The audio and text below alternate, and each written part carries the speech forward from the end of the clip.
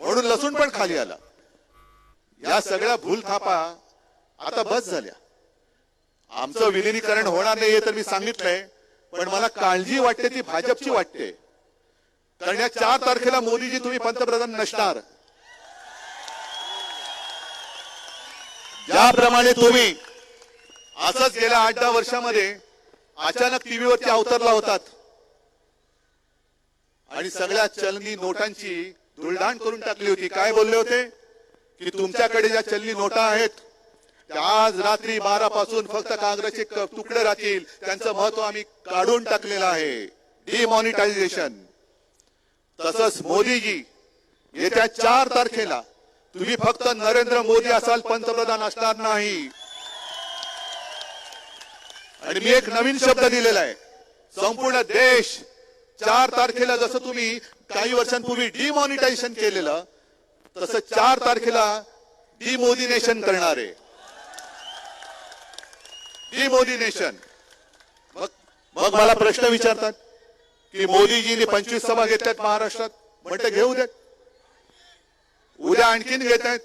माझं मत आहे परवा पण घ्या, कारण पंतप्रधान म्हणून तुमच्या या शेवटच्या सभा आहेत महाराष्ट्रामध्ये।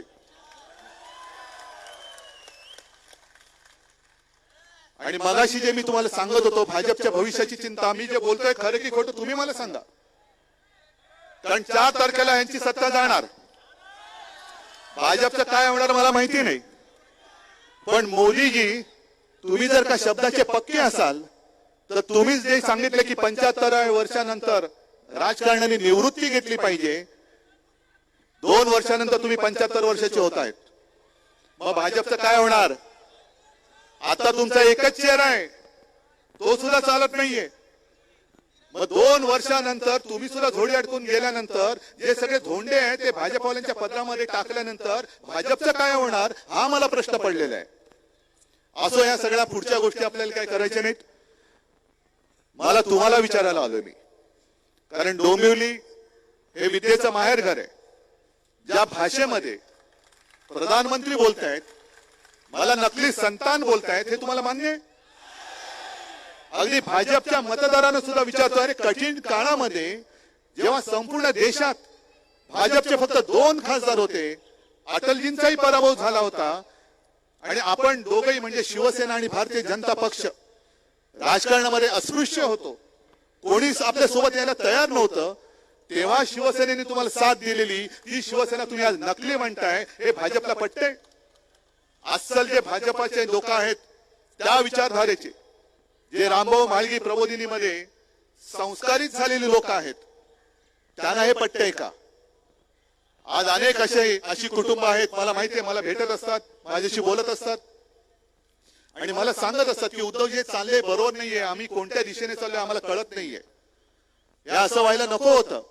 म्हटलं व्हायचं नाहीये, हे तुमच्या लोकांनी घडवलेलं आहे, हे तुमच्या लोकांनी घडवले, पण ती संस्कारी पिढी जी होती त्या संस्कारी पिढीबद्दल आज देखील माझ्या मनामध्ये आदर आहे, जरूर आहे, मी उघडपणाने सांगतो। पण आज यांचं जे चाललेले तळ्यात मळ्यात आणि मग कोणाच्या तरी गळ्यात, म्हणजे एकदा मला नकली संतान बोलायचं, दुसऱ्या दिवशी मला डोळा मारायचा, तिसऱ्या दिवशी परत नकली सेना बोलायचं, म्हणजे त्यांना काय? मी तर प्रामाणिकपणाने सांगतो, मी माणुसकी सोडलेली नाही आणि मी कोणताही टोमणा मारत नाही, पण 10 वर्ष ह्या माणसाने कधी झोपच घेतलेली नाहीये। आपण 2 दिवस नाही झोपलं तर मेंदूला झिंजेने येतात, हे तर 10 वर्ष नाही झोपले, काय परिस्थिती झाली असेल? आणि भाजपला, आत्ताच्या भाजपला सांगतो की तुम्ही एवढे निर्दयी होऊ नका, थोडं त्यांना आराम करू द्या। आता त्यांच्या भाषणामध्ये काल आज उद्या काय कळत नाही, म्हणून मी या सरकारला मोदी सरकार नाही बोलत, गजनी सरकार बोलतो। या गजनी सरकारच्या हातात उद्या तुम्ही देश देणार आहात, कारण उद्या कदाचित विसरून जातील, अरे तुम्ही मतदार देशाचे आहात, मला वाटलं पाकिस्तानचे आहात। म्हणजे देवेंद्र फडणवीस त्यांना आम्ही जे काय आता बोलतोय,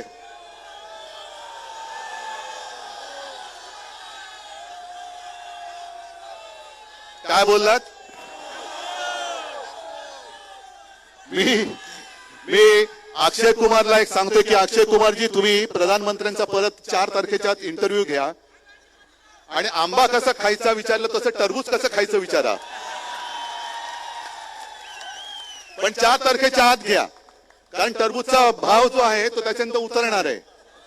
आता तर नाहीच आहे. म्हणजे त्यांचं कसं चाललंय की मी चपराशी झालो तरी चालेल, पण मी पुन्हा येईन. आणि आपले मेंढे नुसती दाढी खाजवत पाठी पाठी पाठी चाललेत. हे म्हणे बाळासाहेबांचे विचार पुढे नेणार. महाराष्ट्र तुमच्या डोळ्यात एकच लुटला जातोय, तरी मिंदे तुम्ही दिल्लीश्वराची चाकरी करता. हे बाळासाहेबांचे विचार आहेत. ज्या आमच्या छत्रपती शिवाजी महाराजांनी सुरत लुटली होती, त्या सुरतेचे 2 जण माझ्या छत्रपतीचा महाराष्ट्र तुमच्या डोळ्यात देखत लुटतायत, तरी सुद्धा तुम्ही शेपट्या घालून तिकडे चाकरी करतायत. हे बाळासाहेबांचे विचार, हे तुमचं हिंदुत्व. आणि म्हणून मी तुम्हाला जे वचन दिलेलं आहे की महाविकास आघाडी महाराष्ट्रामध्ये आणि इंडिया आघाडीचं सरकार देशात येणार म्हणजे येणारच. आणि इंडिया आघाडीचं सरकार आल्यानंतर महाराष्ट्राची होणारी लूट ही पहिल्या प्रथम मी थांबवणार. आणि महाराष्ट्राचं लुटलेलं वैभव यांनी जे गुजरातला नेलेलं आहे, हे वैभव लुटलेलं वैभव मी माझ्या महाराष्ट्रामध्ये आणून दाखवल्याशिवाय राहणार नाही. शेतकऱ्यांसाठी सुद्धा वचनं दिलेली आहेत. 10 वर्ष मोदीजी तुम्ही होतात, आज महाराष्ट्राबद्दल कळवळ आलंय. अनेकदा आम्ही तुम्हाला सांगितलं की मराठीला अभिजात भाषेचा दर्जा द्या, अजून का दिला नाहीत? आज अमित शहा कुठेतरी बोललेत की मोदींना पुन्हा 3ऱ्यांदा प्रधानमंत्री करा. जो गोहत्या करेल त्याला आम्ही उलटे टांगू. मग आजपर्यंत 10 वर्ष तुम्ही त्याला काय करत होता? तिरकं टांगलं होतं. बरं, गोवंश हत्या बनली किंवा गोहत्या केल्यानंतर त्याला उलट टांगणार. पण मणिपूरमध्ये महिलांची जी धिंडवडे काढले त्यांच्यासमोर अमित शहा तुम्ही का उलटे झालात? तुमचं का खाली डोकं वर पाय झालं? आम्हाला पहिल्या प्रथम मातेचं रक्षण करायचंय, गोमातेचं आम्ही नंतर करणार. कारण सावरकर पाहिजेत ना तुम्हाला, तर सावरकरांचे गायीबद्दलचे विचार सुद्धा काय होते हे मोदीजी जरा तपासून बघा, वाचून बघा. आम्ही मातेचं रक्षण करतो, कारण छत्रपती शिवाजी महाराजांनी जी आम्हाला शिकवण दिलेली आहे की परस्त्री ही माते समान. तुम्ही मणिपूरमध्ये गेला नाहीत, कुठेच गेला नाहीत. आणि काल आपल्या त्या प्रफुल्ल पटेलने अचानक महाराजांचा जिरोटोप त्यांच्या डोक्यावरती ठेवला. म्हणजे देणाऱ्याला डोकं नाही, घालणाऱ्याला घालून घेणाऱ्याला डोकं नाही. आमच्या दैवताची बरोबर मोदींबरोबर करतात. राम मंदिराच्या वेळेला सुद्धा एक कोणता तो सागरगोटा असाच होता तिथला, त्यांनी महाराजांची बरोबरी केली होती. तुम्ही त्यांचं पूजन करायचं तर घरी करा, तुमच्या घरी कोणाचं पूजन करायचं तुमचा प्रश्न आहे प्रफुल्ल पटेलजी. पण आमच्या शिवछत्रपतींचा अपमान आम्ही सहन करणार नाही. आणि प्रफुल्ल पटेल या वेळेला महाराष्ट्र तुम्हाला आपटेल, नक्की आपटेल. बघा, हिंमत दाखवल्यानंतर पाऊस पण थांबला की नाही. हे संकटाला घाबरायचं नसतं कधी. संकट जे माझे आजोबा सांगायचे की अरे संकटाच्या छाताडावरती चालून जाण्याची हिंमत पाहिजे, त्या हिमतीने मी मैदानात उतरलेलो आहे. आणि एक तुमच्या हक्काची आपली बहीण वैशालीताई ही तुम्हाला मी उमेदवार म्हणून दिलेली आहे. खासदार करण्याची जबाबदारी तुमची आहे.